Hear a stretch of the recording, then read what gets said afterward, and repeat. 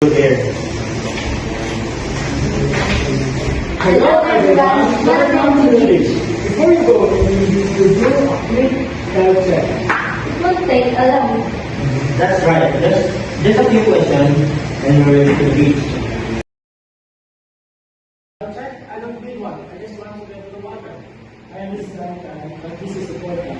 We do it to keep everyone safe. We're taking this few questions to secure that all the boys are safe. The most part was clean. I did it last time, and it was super fast. Yeah. I just want to make sure we're healthy before we get to the door.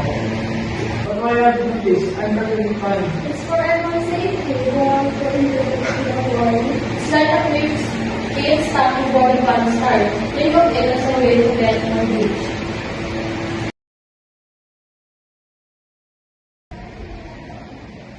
But wait, where's Kyle? Yeah, he didn't take the health check. Okay, everyone, we need to follow the rules. Kyle, stand up. We need to follow the rules. I just want to say my name was video. It's video, Kyle. What if you got wrong? Yes, Mark, we all made it. It was hard. Just follow the rules and that's all us. Alright. I'm sorry. I should have done better. Good. Now let's do it properly.